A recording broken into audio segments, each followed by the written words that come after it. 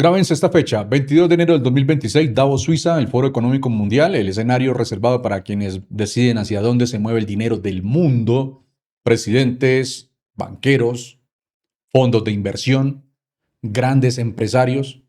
Pero ese día ocurrió algo extraño. En medio de una reunión donde normalmente se habla de mercados, de guerras, de energía o de inteligencia artificial que está muy de moda, el protagonista terminó siendo un balón de fútbol. Y el hombre que lo levantaba, bueno, parecía un emperador entrando ahí al Coliseo, con la herramienta perfecta para mantener entretenido al pueblo. Ese hombre era Gianni Infantino. Gianni Infantino diciendo, miren, esto hace feliz a la gente. No importa lo que ocurra afuera, no importa la inflación, no importa la guerra, no importa la política. Este es un instrumento mágico que transforma a las personas en gente feliz. Denle un balón al mundo y todos volverán a sonreír, todos se volverán locos. Pan y circo, como en el Coliseo Romano. Yo amo el fútbol. Esto no es una crítica al fútbol. Lo que me indigna es ver cómo Infantino utiliza el mayor espectáculo del planeta para también controlar la atención de todo el planeta. Y allí comienza una historia mucho más incómoda. Bueno, porque quizá la FIFA hace mucho tiempo pues dejó de administrar únicamente el fútbol. Quizá ahora administra algo mucho más valioso: influencia. Y cuando uno empieza a seguir esta influencia, termina inevitablemente llegando a la política, termina llegando a Donald Trump, a Arabia Saudita, a Marruecos, a España. De eso vamos a hablar más adelante. Y a una pregunta que hasta hace poco parecía absurda. ¿Puede la geopolítica decidir quién organiza un mundial? El mundial reúne miles de millones de espectadores, eso no es un dato menor, eso no es un dato escondido. Los derechos televisivos generan miles de millones de dólares, los patrocinadores pagan cifras gigantescas, las ciudades invierten enormes recursos, los gobiernos modifican infraestructura, los presidentes aparecen en ceremonias inaugurales, reciben premios de paz inventados, las empresas negocian contratos, el turismo cambia, todos se benefician de ese turismo, las grandes empresas, pero también los pequeños empresarios, obviamente. Todo alrededor de un torneo de fútbol. Imaginen ustedes que existiera una empresa capaz de reunir frente a la misma pantalla a más de la mitad del planeta. ¿Cuánto valdría esa empresa? ¿Quién querría influir sobre ella? La respuesta es sencilla: todos. Y ahí aparece el verdadero cambio. La FIFA dejó de ser solamente una federación deportiva, se convirtió en una plataforma mundial de influencia. Y mientras nosotros discutimos si una entrada cuesta 30.000 o incluso 61.000 euros, como esa que ustedes ven en pantalla de la gran final, hay una conversación que casi siempre desaparece, la de quienes construyen el espectáculo. Porque detrás de cada estadio nuevo hay miles de trabajadores que nunca aparecerán en la ceremonia inaugural. Qatar deja una pregunta incómoda, que la FIFA todavía no ha conseguido responder del todo. ¿Cuántas personas murieron durante la gigantesca transformación del país para recibir el Mundial de Fútbol? La respuesta depende de quien haga la cuenta. Los organizadores hablaron de unas pocas decenas de fallecimientos directamente relacionados con las obras de los estadios, pero organizaciones de derechos humanos y diversas investigaciones sostienen que esa cifra deja por fuera una parte enorme de la historia. Eso lo reportó el periódico The Guardian. La investigación más conocida, publicada por el mismo The Guardian, encontró que más de 6.500 trabajadores migrantes de India, Pakistán, Nepal, Bangladesh y Sri Lanka murieron en Qatar entre 2011 y 2020, el periodo en el que el país se preparó para organizar el Mundial. Y justamente ahí aparece el verdadero problema. Ni siquiera existe un consenso sobre cuántas vidas costó levantar el espectáculo deportivo más caro de la historia. Cuando una obra mueve cientos de miles de millones de dólares, bueno, lo mínimo que debería ofrecer es transparencia, porque el fútbol nos muestra los goles, las inauguraciones, los fuegos artificiales, a Shakira ahí bailando, las celebraciones, pero casi nunca nos muestra los obreros que jamás levantaron una copa. Y quizás esa sea la imagen más incómoda de todo esto. Lo preocupante es que Qatar no parece haber sido una excepción. Organizaciones de derechos humanos ya están advirtiendo que el Mundial de Arabia Saudita 2034, vamos a hablar de ello más adelante, podría repetir muchos de los mismos riesgos laborales si no existen controles mucho más estrictos. O sea, de hecho ya se reportó la muerte de un trabajador migrante en la construcción de uno de los estadios del torneo. Y aquí entra la Casa Blanca. Miren, Donald Trump no solamente preside el país que organiza buena parte del Mundial del 2026, Estados Unidos no es simplemente uno de los 3 países anfitriones, De los 104 partidos del Mundial, 78 se disputan en territorio estadounidense. Eso significa que Estados Unidos controla el 75% del torneo. 3 de cada 4 partidos, incluida la gran final. Canadá y México figuran ahí en el cartel, pero el verdadero centro económico, político y operativo del Mundial está en Estados Unidos. Aquí viene un dato interesante. La relación de Donald Trump con Infantino también podría darle la capacidad para influir, aunque sea indirectamente, en el clima político que rodea las grandes decisiones del fútbol internacional. No estamos diciendo que Donald Trump decida las sedes, no existe evidencia para afirmarlo. Pero ahora veremos por qué lo que dijo recientemente Donald Trump contra España podría terminar pesando mucho más de lo que parece. Hablé con Italia, no hablé con España. España es una causa perdida. Por cierto, ya no queremos hacer negocios comerciales con España. Me gustaría que los cortaras. España es un socio terrible en la OTAN. No participan, no pagan. Mundial de 2030, España, Portugal y Marruecos compartirán la organización, pero todavía queda una decisión cargada de mucho dinero, prestigio y poder. ¿Dónde se disputará la gran final? Bueno, todo apunta a que va a ser en el Santiago Bernabéu, pero aparece Donald Trump en la reciente cumbre de la OTAN en Ankara y dice: no quiero tener nada que ver con España, no quiero ni siquiera comerciar con España. Hasta aquí podríamos pensar que la política y el fútbol simplemente conviven, pero hay un detalle que cambia completamente la discusión. El Mundial de 2030 todavía tiene decisiones enormes por delante y una de ellas parece simbólica, pero mueve miles de millones de dólares: la sede de la gran final. Hasta este momento, como lo dije hace unos segundos, todo apunta a que el partido más importante del torneo se dispute en el Santiago Bernabéu, en Madrid. Pero ahí es donde uno se pregunta: ¿influirán las palabras o la postura de Donald Trump en un posible cambio de sede para la final del Mundial 2030 si las relaciones con España continúan de la misma manera? Ahora bien, la FIFA insiste en que sus decisiones deportivas son completamente independientes y oficialmente no existe ninguna evidencia de que la Casa Blanca tenga capacidad para decidir dónde se juega una final del Mundial. Eso hay que decirlo con absoluta claridad. Pero también hay otra realidad. Cuando un Mundial mueve cientos de miles de millones de dólares, requiere acuerdos de seguridad, coordinación diplomática, cooperación entre gobiernos, visados, infraestructura. Y lo más importante, estabilidad política. En otras palabras, el fútbol dejó hace tiempo de vivir aislado de la política. Y entonces aparece la pregunta, no porque exista una prueba, sino porque el propio contexto la vuelve inevitable. ¿Qué ocurrirá si las tensiones políticas entre dos gobiernos continúan aumentando de aquí a 2030? ¿Podría la FIFA verse presionada para revisar decisiones que hoy parecen definitivas? Y aquí entra otro actor interesante, Marruecos. Marruecos es un país que ha fortalecido notablemente su relación estratégica con Estados Unidos durante los últimos años. ¿Significa eso que la final terminará saliendo de Madrid? No, todavía. Hoy no existe ninguna evidencia que permita afirmarlo, pero tampoco puede ignorarse que el Mundial de 2030 ya no se mueve únicamente al ritmo del fútbol, también se mueve al ritmo de la política internacional, al ritmo de las publicaciones que haga el presidente de los Estados Unidos. Y cuando ambos mundos empiezan a mezclarse, la línea que separa una decisión deportiva de una decisión geopolítica se vuelve cada vez más difícil de distinguir. Arabia Saudita. Si todavía parece exagerado pensar que la geopolítica puede inclinar las decisiones del fútbol, bueno, hay un caso que elimina buena parte de la duda, elimina buena parte de las barreras: Arabia Saudita.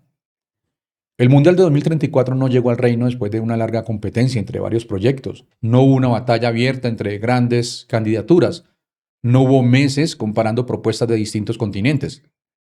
Cuando llegó el momento decisivo, Arabia Saudita era la única candidata. Y el 11 de diciembre del 2024, las 211 federaciones de la FIFA, ahí reunidas virtualmente, aprobaron su designación por aclamación. La FIFA presentó el resultado como la conclusión de un proceso de evaluación, pero el dato incómodo seguía ahí. Para el Mundial de 2034 solo había una propuesta sobre la mesa. Traduzcamos esto.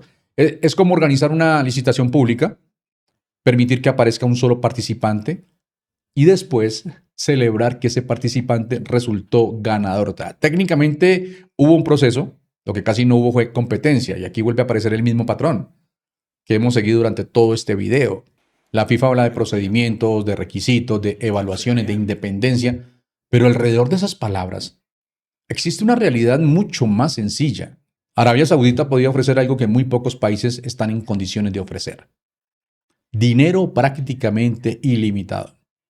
Respaldo absoluto del Estado. Capacidad para construir ciudades, aeropuertos, hoteles, carreteras y estadios desde cero. Y sobre todo, un proyecto político que necesitaba el Mundial tanto como la FIFA necesitaba ese dinero. Porque Arabia Saudita no está comprando únicamente partidos de fútbol, hay que entender eso. Está comprando tiempo frente a las cámaras, está comprando prestigio, turismo, inversión, relaciones diplomáticas y obviamente una nueva imagen ante el mundo. Miren, el Mundial forma parte de una estrategia mucho más amplia, amigos, para transformar la economía saudita y reducir su dependencia del petróleo. Pero también sirve para transformar la conversación. Cuando el mundo habla de nuevos estadios, de finales espectaculares, de inversiones astronómicas, habla menos de presos políticos, habla menos de restricciones civiles, habla menos de trabajadores migrantes. Eso es lo que las organizaciones de derechos humanos describen como sports watching. No significa que cada partido pues sea propaganda. Significa que el deporte se convierte en una gigantesca máquina para sustituir una imagen incómoda por otra mucho más brillante, por así decirlo. Y el Mundial es la máquina más poderosa de todas. Pero atención a esto. Arabia Saudita no llegó hasta aquí aislada del poder estadounidense. Mohammed bin Salman mantiene una de las relaciones más estrechas y rentables con Donald Trump. Ustedes lo vieron recientemente reunido con Donald Trump en la oficina oval. Cientos de miles de millones en inversiones, acuerdos militares, tecnología, petróleo. Lo que le gusta a Donald Trump. Seguridad regional. Donald Trump encuentra en Riad dinero y contratos. Riad encuentra en Trump acceso directo al centro del poder estadounidense. Eso no demuestra que Donald Trump haya entregado el Mundial de 2034 a Arabia Saudita, lo repito. La sede fue adjudicada por la FIFA y no existe evidencia pública de una intervención suya. Pero sí demuestra algo mucho más importante. El país que organizará el Mundial de 2034 no es solamente una potencia petrolera. Es también uno de los socios económicos y militares más valiosos de Donald Trump. Y cuando Infantino, Donald Trump y Mohammed bin Salman, aparecen dentro del mismo círculo de poder, dinero y grandes eventos deportivos, resulta cada vez más difícil sostener que el fútbol vive apartado de la geopolítica.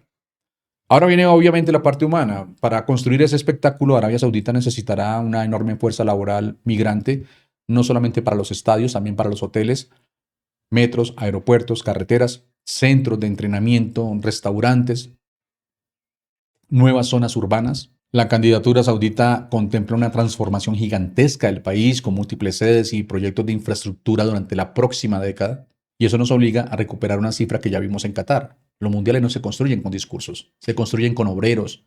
Miles de ellos, muchas veces llegados de países pobres, endeudados para pagar intermediarios, dependientes de su empleador para conservar el permiso de residencia y con muy pocas herramientas para reclamar cuando no reciben su salario o cuando las condiciones de trabajo se vuelven peligrosas. Human Rights Watch y Amnistía Internacional ya advirtieron que los trabajadores migrantes en Arabia Saudita siguen expuestos a robo de salarios, cobros abusivos por contratación, restricciones vinculadas al sistema de patrocinio laboral y protecciones insuficientes frente al calor extremo. Ambas organizaciones cuestionaron que la candidatura saudita ofreciera garantías suficientemente creíbles para evitar que esos abusos se multiplicaran con las obras del Mundial. Pero la FIFA, sin embargo, calificó favorablemente la candidatura. Y aquí aparece una contradicción monumental. La misma organización que todavía arrastra preguntas por el costo humano de Qatar aprobó otro Mundial de infraestructura gigantesca en un país donde las organizaciones laborales independientes están prohibidas y millones de trabajadores extranjeros dependen de un sistema profundamente desigual. La historia ni siquiera necesitó esperar hasta 2034 para presentar su primera advertencia. En marzo del 2025, un hombre llamado Mohammad Arshad, un trabajador pakistaní, murió tras caer durante la construcción del Estadio Aramco, una instalación prevista para el Mundial de 2034 y para la Copa Asiática de 2027. Dejó una familia, 3 hijos pequeños. Y detengámonos allí, porque para la FIFA, pues eso puede convertirse en una estadística más. Para una empresa, en un informe de seguridad, un accidente de trabajo. Para el gobierno, un incidente laboral. Pero para 3 niños fue el día en que su padre no regresó. Y esa es la parte del Mundial que nunca aparece en los videos promocionales. Vemos el estadio terminado, pero no vemos al hombre que cayó mientras lo construía. Vemos la ceremonia. No vemos a la familia que espera una indemnización. Por eso Arabia Saudita pues no es un tema separado dentro de esta historia. Es la pieza que confirma el patrón.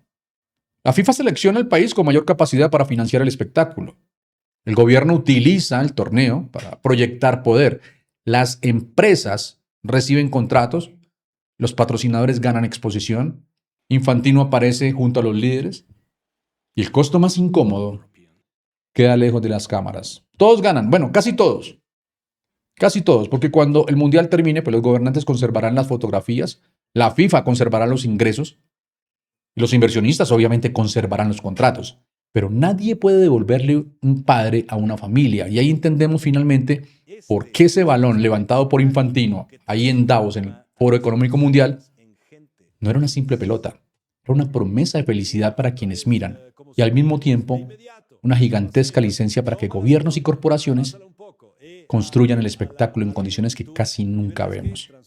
Arabia Saudita 2034 no es solamente uno de los próximos mundiales, es la prueba más grande que enfrentará la FIFA después de Qatar. Y hasta ahora, la organización parece mucho más preocupada por garantizar que el espectáculo continúe que por demostrar quién pagará realmente el precio. Miren, quizá por eso la verdadera discusión ya no debería ser cuánto costarán las entradas del próximo mundial, ni siquiera quién levantará la copa o a qué equipo beneficiará esta vez la FIFA. La discusión es otra. ¿Puede una institución que asegura representar al deporte mantenerse realmente independiente cuando se sienta cada vez más cerca de presidentes, gobiernos, grandes fondos de inversión y líderes geopolíticos? Porque tal vez este video nunca fue solamente sobre Gianni Infantino, nunca fue solamente sobre Donald Trump, ni siquiera fue solamente sobre la FIFA. Fue sobre lo que ocurre cuando el espectáculo más grande del planeta deja de ser únicamente deporte y empieza a convertirse en una forma de poder. Si te gustó el video, ya sabes qué hacer.